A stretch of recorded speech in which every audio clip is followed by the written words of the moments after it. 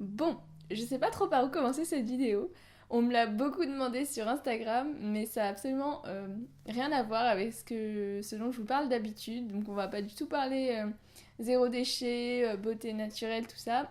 Donc voilà, on va parler de mes trucs de sorcière. Qu'est-ce que je fais pour mes rituels de lune, mes cristaux, mes oracles, tout ça. Voilà, donc c'est vrai que c'est un sujet qui va beaucoup changer d'habitude, donc si jamais vous n'êtes pas du tout intéressé, je vous oblige pas du tout à regarder cette vidéo. Mais si c'est quelque chose qui vous rend curieuse, vous intéresse, n'hésitez pas à la regarder et puis à me dire aussi si jamais ça vous intéresse, si vous voulez que je fasse plus de vidéos, pourquoi pas à ce sujet-là. J'ai un peu la pression là aujourd'hui. Je sais pas trop comment vous allez réagir et tout ça. Donc, mais bon, je m'exécute. Vous m'avez demandé cette vidéo, donc c'est parti.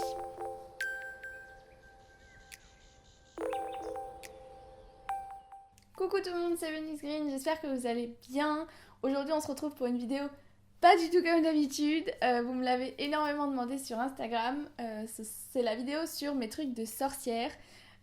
Si vous me suivez depuis un petit moment sur Instagram, vous avez peut-être remarqué que depuis plusieurs mois, je partage un peu plus cette facette de moi avec vous. Je vous montre un petit peu tout ce que j'utilise pour mes rituels de lune, tous mes cristaux, les oracles, ce genre de choses. Et vous m'avez demandé de faire une vidéo à ce sujet-là pour vous présenter en détail tout ce que j'ai et tout ce que j'utilise. Donc voilà, je m'exécute. C'est vrai que c'est assez inhabituel parce que c'est quelque chose qui est encore assez personnel, on va dire, pour moi, qui est assez aussi nouveau. Ça fait pas longtemps que j'ose, on va dire, assumer ce côté sorcière de moi. Du coup, j'espère vraiment que ça va vous plaire. Et si je peux vous inspirer et réussir à faire que vous acceptiez et vous assumiez votre puissance de femme et votre déesse intérieure, franchement, je serais vraiment très très contente.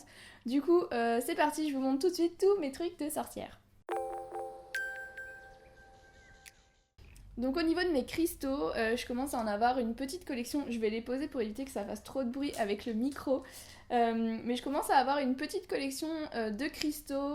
Donc je les ai trouvés souvent en boutique spécialisée, en boutique ésotérique ou parfois aussi sur des marchés. Il y a des personnes qui reviennent d'Inde ou du Népal ou ce genre de pays et parfois ils ramènent aussi des jolies trouvailles. Donc il y en a certains que j'ai trouvés comme ça aussi, comme ça par hasard en vacances. Et donc les cristaux, je les utilise moi vraiment au quotidien, c'est vraiment une aide précieuse. Je vais vous dire un petit peu ceux que j'ai et puis un peu leurs propriétés. Je vais pas m'étendre sur le sujet parce que sinon on en a pour des heures. Mais si jamais ça vous intéresse, n'hésitez pas à me le dire dans les commentaires. Je vous ferai peut-être une vidéo sur vraiment mes cristaux et puis à quoi ils servent, pourquoi je les utilise et tout ça. Donc la première que j'ai, j'en ai deux, c'est l'améthyste. L'améthyste, c'est vraiment la pierre de base à avoir selon moi. C'est vraiment la pierre de l'intuition, de la sagesse et de l'équilibre. Et aussi une très bonne pierre pour favoriser le sommeil. Moi, j'en ai toujours une, notamment celle-ci qui est polie en forme de cœur. Je l'ai toujours sous mon oreiller ou à côté de mon lit. Et mon chéri, pareil. C'est vrai que ça facilite beaucoup le sommeil et ça éloigne les cauchemars. Donc voilà, ça c'est une chouette pierre à avoir. Et donc il y en a plusieurs, donc vous pouvez soit avoir en fait des pierres brutes comme celle-ci avec donc les petites pointes ou alors des pierres polies de différentes formes. Ensuite, j'ai un quartz rose, même deux quartz roses maintenant. Pareil, j'ai un cœur comme ça que j'avais reçu, je crois, pour un abonnement au magazine Happiness ou quelque chose comme ça. Et puis un autre brut comme ça, quartz rose. Et donc le quartz rose, c'est la pierre de l'amour universel, de l'amour propre et de l'amour des autres. Voilà, franchement, il n'y a rien de plus à ajouter. Ça, c'est une très très bonne pierre qui s'associe avec beaucoup beaucoup de pierres et qui fait beaucoup de bien.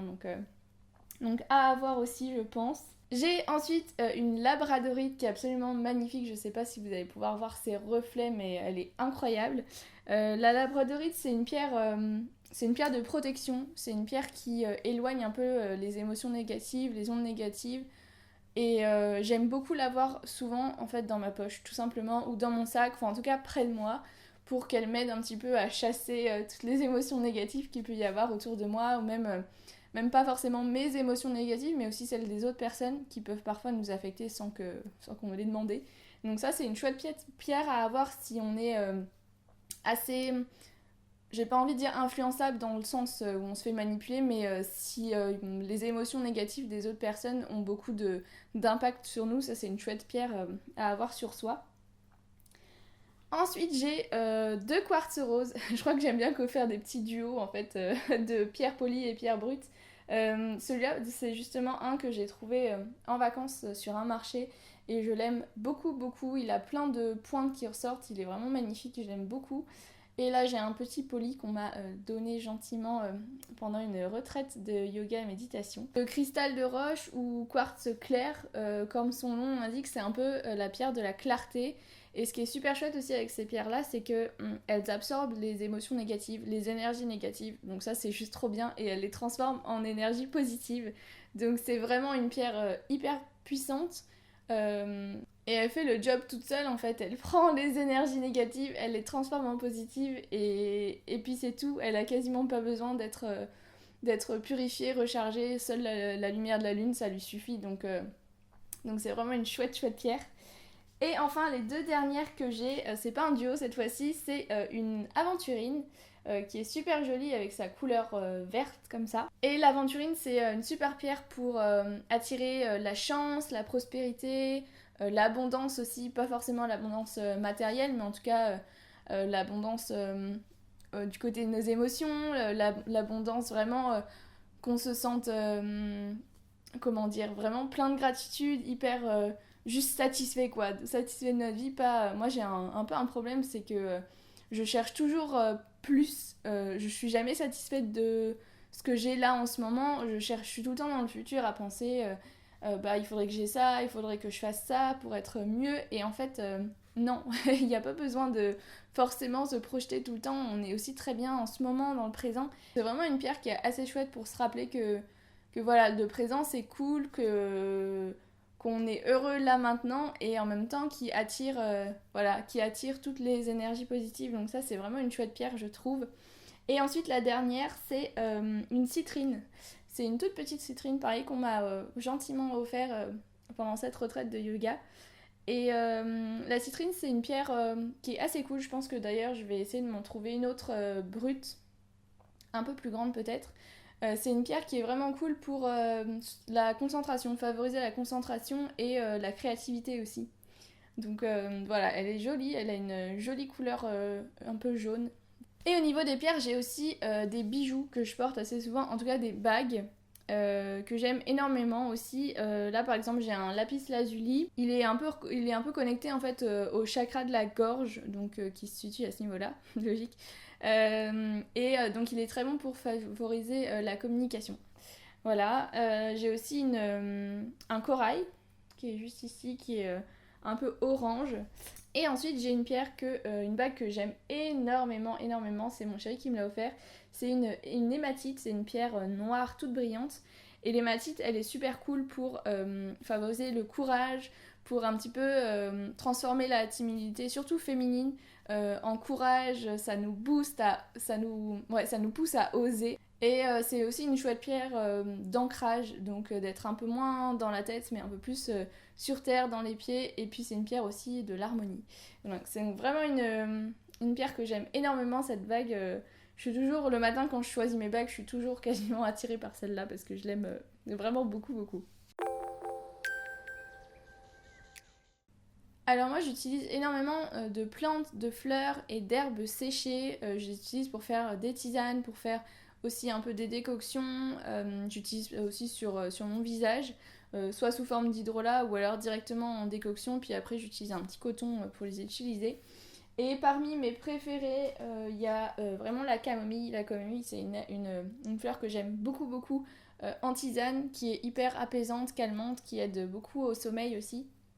Et j'adore son odeur et j'aime aussi beaucoup le fait qu'elle soit en fait naturellement sucrée. C'est-à-dire que quand je mets dans un mélange pour une tisane de la camomille, on a l'impression que j'ai mis du miel alors que pas du tout. Du coup, j'aime vraiment beaucoup cette fleur-là.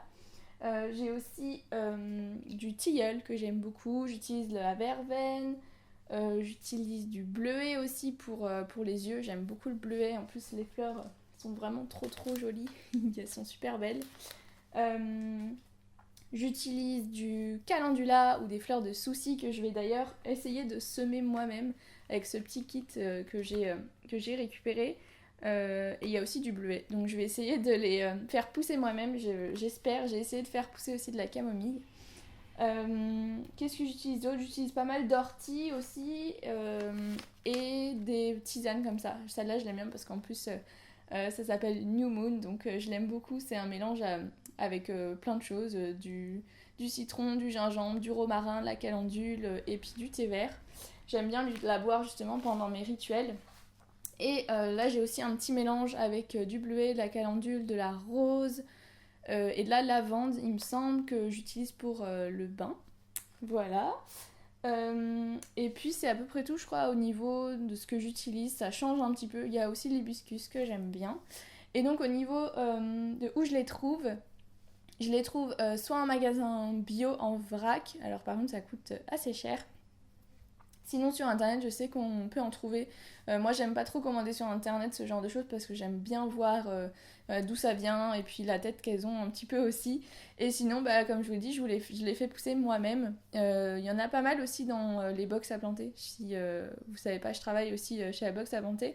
Et il y a notamment justement du bleuet et puis des fleurs aussi comestibles. Du coup j'aime bien essayer de les semer moi-même pour faire mon petit jardin aromatique. Et dernière chose qui me vient à l'esprit, c'est aussi j'utilise des fleurs en fait aussi d'intérieur, c'est-à-dire par exemple mon oxalis. L'oxalis c'est une fleur super jolie avec les feuilles pourpres, un peu en forme de papillon, et elle s'ouvre en fait quand il y a la lumière et la nuit elle se referme, c'est super joli. Et les fleurs de l'oxalis et les feuilles aussi d'ailleurs, elles sont comestibles. Donc ça je l'ai appris, je sais plus trop quand, en regardant une émission je crois à la télé, donc j'étais super contente. Et sinon, j'utilise aussi les huiles essentielles, tout simplement, beaucoup aussi en diffusion. J'aime beaucoup utiliser l'orange douce, notamment dans la chambre, pour aider aussi à se relaxer et à se détendre. Et l'eucalyptus aussi, j'aime beaucoup l'utiliser pour mes rituels de nouvelle lune, souvent, puisque c'est une huile qui est super pour les nouveaux départs, pour les renouveaux. Et donc c'est vraiment le moment parfait pour l'utiliser. Alors pour les cycles lunaires, moi je fais 2 rituels par mois. À peu près, ça change un petit peu, mais en tout cas, je fais un rituel pour la nouvelle lune et un rituel pour la pleine lune. La nouvelle lune, du coup, c'est en fait quand la lune n'est pas visible dans le ciel, puisqu'elle est complètement noire. Donc c'est le jour où il n'y a pas de lune dans le ciel et c'est un très bon moment pour mettre à plat tous ses objectifs. Voilà, vraiment noter tous ses objectifs, tout ce qu'on veut, c'est vraiment c'est un nouveau départ, c'est vraiment le moment du renouveau. Et donc souvent pendant mes rituels, du coup, j'écris tout simplement dans dans mon petit carnet de rituels, j'écris mes objectifs, les choses que j'ai envie d'atteindre, et je fais aussi beaucoup de vision boards. Je vous mettrai un petit aperçu d'un vision board que j'ai fait pendant la retraite de yoga. J'aime beaucoup faire ça, en fait, je découpe dans des magazines ou un peu partout sur internet, j'imprime des trucs de choses qui m'inspirent vraiment de mes objectifs, et puis du coup ça me fait faire un joli collage et un beau tableau et puis à chaque fois que je pose les yeux dessus, en fait je me dis ah ouais c'est vrai, c'est ça mon objectif, et du coup ça me booste à tout faire pour que ça se réalise. Et je fais aussi qu'est-ce que j'ai oublié? Je regarde mon petit carnet. Ah oui, des méditations de visualisation. Ça, j'aime beaucoup faire ça. En fait, la visualisation, c'est vraiment de s'imaginer en train de réaliser notre objectif, de s'imaginer quand il est terminé, vraiment quand on a atteint notre objectif, et d'imaginer comment on se sent. Et du coup, c'est vraiment très très chouette à faire comme concept. Je suis désolée, je vais vraiment pas pouvoir rentrer dans les détails de tout ce dont je vous parle là, parce que sinon ça va durer beaucoup trop longtemps. Cette vidéo déjà va durer super longtemps, donc si jamais il y a des points en particulier qui attirent votre attention ou qui vous intéressent, dites-le moi vraiment dans les commentaires, j'essaierai de vous faire des vidéos à ce sujet-là. Et ensuite, du coup, la pleine lune, c'est quand la lune est pleine dans le ciel. Donc quand souvent elle est hyper brillante et on peut pas la rater, quoi. Et donc là, c'est le moment pour faire un peu le bilan, faire le bilan de tout ce qu'on a accompli, et aussi faire le bilan des choses qu'on veut laisser de côté, qu'on veut laisser aller. Souvent, du coup, pendant ces rituels de pleine lune, moi je fais des méditations de gratitude. Donc vraiment pour remercier tout ce que j'ai fait, pour me rendre compte de tout ce que j'ai fait, et puis pour dire adieu à ce que je veux plus. Donc souvent j'écris aussi les choses que je veux plus, et soit je les enterre en fait dans mon jardin, ou alors je les brûle. Et je fais aussi un rituel, ce qu'on appelle, enfin moi en tout cas ce que j'appelle le rituel des mains. Je peux essayer de vous montrer peut-être vite fait à quoi ça ressemble. Et en fait c'est tout simplement, voilà, faire en fait, dessiner ses deux mains, faire le contour comme on faisait genre en maternelle. Et sur la main gauche du coup écrire vraiment tout ce qu'on veut plus, tout ce qui nous pourrit un peu la vie. Et de l'autre côté avec une autre main, donc la main droite, écrire tout ce qu'on veut, nos objectifs, tout ce qui nous fait vibrer, tout ça. Et je trouve que c'est hyper chouette. Et donc on peut utiliser des couleurs, des dessins, enfin vraiment on se laisse complètement aller. Et après quand on regarde, après on se dit waouh, c'est incroyable quoi, c'est vraiment...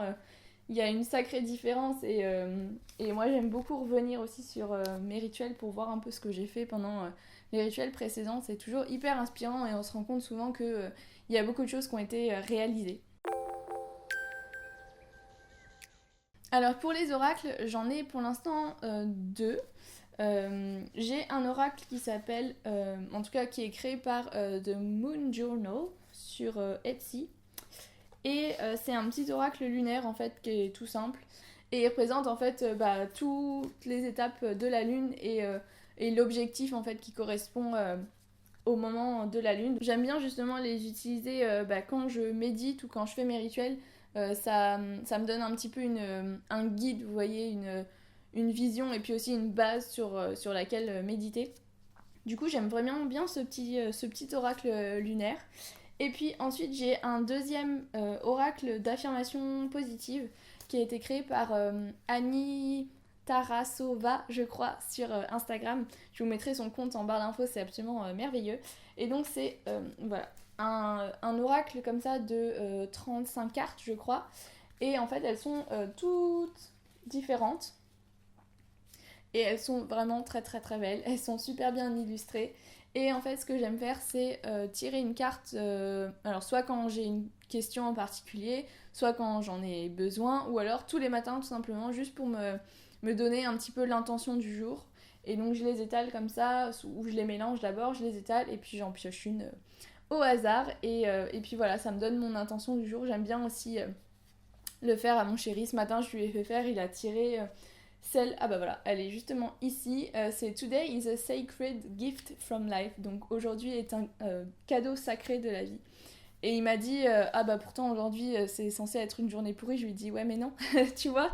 Je lui ai dit, tu vois, t'as un message là qui te dit, ça va pas être pourri aujourd'hui, donc transforme ta journée en un cadeau sacré de la vie. Donc j'étais super contente qu'il tire cette carte aujourd'hui. Et voilà, et il y a une petite carte aussi avec pour expliquer comment vous pouvez l'utiliser, à quoi servent les affirmations positives. Ça c'est vraiment quelque chose aussi, j'aimerais beaucoup vous en reparler parce que c'est hyper puissant. Justement pendant mes rituels j'utilise beaucoup ça, je les écris, je les dis aussi à voix haute. C'est quelque chose qui est super efficace. Et pour finir cette vidéo interminable, je vais vous parler de mes références, puisqu'on me demande souvent quels livres j'utilise, quels sont mes livres préférés et tout ça sur le sujet. Du coup, je les ai pas tous à portée de main parce que j'en ai pas mal prêté autour de moi. Du coup, le premier, je vous en ai déjà parlé dans ma vidéo favori, mais c'est La puissance du féminin de Camille Sfez, que j'aime beaucoup, qui est super vraiment pour comprendre à quel point on est puissantes nous les femmes, et à quel point il faut vraiment qu'on assume notre côté féminin, qu'on renoue avec notre puissance. Et moi j'aime trop j'aime trop ça. J'ai lu il y a quelques jours le mantra réensauvagez-vous, et je trouve ça trop bien. J'aime vraiment beaucoup ce mantra là, je me le répète assez souvent. Donc voilà, La puissance du féminin, je vous conseille vraiment de le lire. Ensuite, j'ai aussi le livre Âme de sorcière. Je sais plus du tout l'autrice, et puis je l'ai prêté, donc je pourrais pas vous dire, mais je vous mettrai tous les liens dans la barre d'infos, qui est super cool aussi pour avoir un petit peu l'historique des sorcières. J'ai appris il y a pas longtemps qu'il y a eu 13 millions de femmes qui ont été tuées. les siècles précédents par rapport au fait que on pensait que c'était des sorcières, qu'elles faisaient des trucs chelous et tout ça. Et en fait, elles étaient juste trop puissantes, et les hommes avaient peur d'elles, quoi. Et 13 millions de femmes, je sais pas si vous vous rendez compte, ça m'a juste choquée quand j'ai appris ça. Et voilà, du coup, ce livre est chouette pour un petit peu retracer l'histoire des sorcières. Et puis, pareil, un peu comme la puissance du féminin aussi, apprendre à renouer avec notre puissance féminine, notre déesse intérieure aussi. Ensuite, il y a le livre aussi Lune Rouge qui est vraiment super chouette et les 13 mères originelles que j'ai pas encore lu mais que je vous conseille de lire éventuellement si ça vous intéresse. Ensuite, j'ai le livre de Greenwich qui est en anglais, mais franchement, si vous parlez quelques mots d'anglais, il est vraiment pas très compliqué et je le trouve trop génial. C'est exactement la vision que j'ai en fait de la sorcière actuelle. C'est vraiment comment utiliser les herbes, les plantes, les huiles essentielles, les cristaux, vraiment tout ce qui est relié à la nature. Comment les utiliser en fait tout simplement pour aller mieux et pour faire du bien autour de soi et à soi. Donc vraiment ce livre là il est très chouette, je vous le conseille vivement si ce sujet vous intéresse. Et enfin je termine avec 2 livres sur les cristaux. Donc le premier c'est la Bible des cristaux qui en fait vous renseigne sur toutes les propriétés des cristaux comme je l'ai fait un petit peu en début de vidéo. Et le deuxième c'est la magie des cristaux qui lui est plus axé sur l'utilisation des cristaux, donc comment les utiliser pour vous guérir et pour aller mieux. Donc voilà pour les cristaux. Et enfin je pouvais pas faire cette vidéo sans vous parler de Joséanne. Joséanne SC et son infolettre, sa newsletter Witch, O-U-I-T-C-H. Joséanne, c'était une révélation, vraiment.